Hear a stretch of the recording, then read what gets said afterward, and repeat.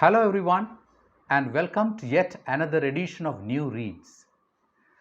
This time we are discussing the work by a renowned Hindi poet and novelist Vinod Kumar Shukla. To give you a brief biography of Vinod Kumar Shukla, he was born in 1937 in Rajnandgaon in Chhattisgarh, which was then Madhya Pradesh, and today he lives in Raipur, which is again in Chhattisgarh. His first collection of poems called Lagbag Jai Hind was published in 1971. His works include novels like Naukar Ki Kameez, which was made into a film by the same name by Mani Kaul, and Diwar Mein Ek Khirki Rehti Thi, which won the Sahitya Academy Award for the best Hindi work in 1999. The novel was also made into a stage play by theatre director Mohan Maharishi. Today, the book that we are discussing is titled Blue is Like Blue. This is a collection of short stories by Vinod Kumar Shukla. Uh, Blue is Like Blue is also one of the stories that in this particular book, which has got 12 short stories by him, which has been written in the period 1950s and 1960s. So this is well over 60 years old, all of these stories. And in fact, this is the only collection of short stories by Vinod Kumar Shukla. This was originally written in 1996 under the title Mahavidyalaya in Hindi. It was written and it was translated in 2019 by two people. It is Arvind, Krishna Mehrotra and Sara. So this is actually very thin volume and it is easy to read. It is, as I said, stories which goes back several years. Now, one of the things about Vinod Kumar Shukla is that he writes about the mundane and the ordinary. The characters of his short stories are people in everyday life, people whom you can call smaller than life people. And the kind of things that he describes in the stories are very, very commonplace and mundane things that happen to you and me in everyday life, but most often we ignore. Uh, but here, what he does is he dwells deeper into the issues that come up in everyday life of these common people, and gives a lot of life, puts a lot of life into those circumstances that they make the stories really endearing to us. Now, one of the things is that he uses very simple uh, language, the language of the ordinary for his stories, and it's very sparse. And he's a kind of a miser when it comes to words. Um, for instance, in the story called The Burden, he talks about a man going to office on his bicycle, and as he goes, a dry leaf falls into his pocket, and he's bothered about it. He wants to remove that dry leaf, although it makes no difference whether it sits there or it doesn't. But ultimately he stops his bicycle, he removes a leaf, and then he's reminded that he may not have locked the door to his home, and he has got his salary recently, so he has kept his money in his shirt pocket, so he wants to go back.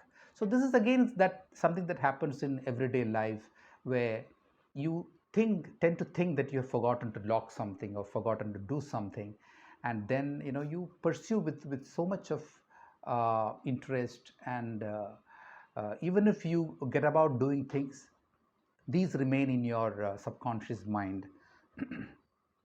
There's another story called Fish, which talks about the curiosity of children.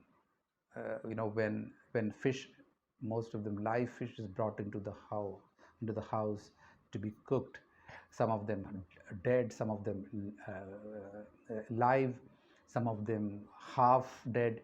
Now, children, tend to be curious about it, and then begin to ask questions.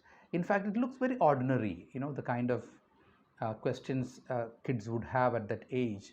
But then these are again very, very deep questions about life or existence.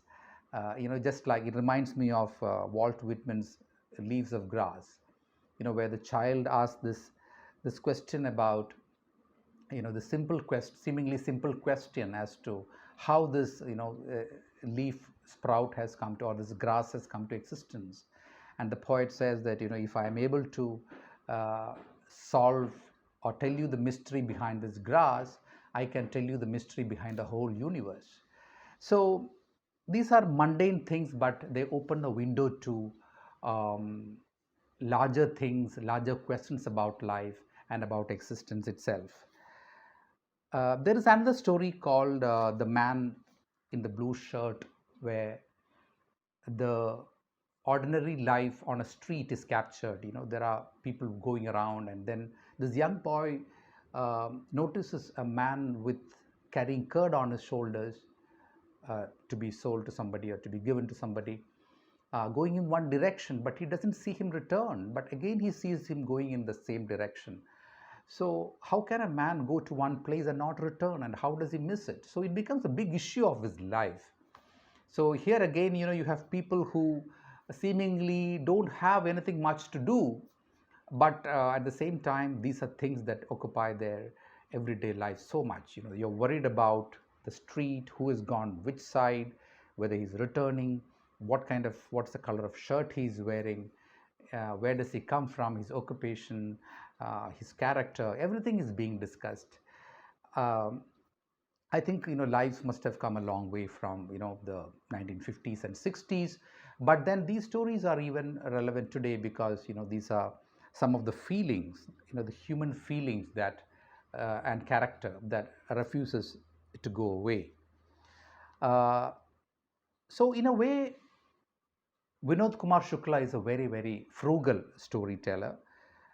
Uh, there is an article in the Hindustan Times by Percy Barucha, the critic, who has written about this book, and he says, I quote, Shukla manages to capture our collective mental knee jerk reactions to the mundane and traces them to the subconscious thoughts that surround them. So I think he has put it very nicely, where each of these stories talk about the mundane, but then they have a whole lot of connections. It's like a nerve center having so much of connections with the neighboring nerve cells, and together they constitute a whole.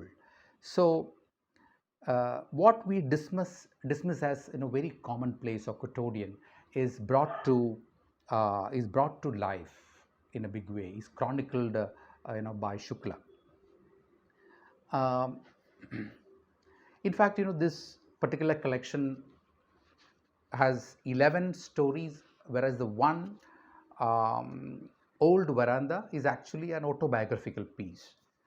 So, this talks about his experiences in his childhood when Shukla was living in Rajnandgaon. And I think I'll read a little bit from this autobiographical piece called Old Veranda. The house in Raipur that we moved into later has verandas that are more like rooms. It's hard to say why they aren't rooms or what makes them verandas. One of them is called the Old Veranda. The house was built slowly and all at once.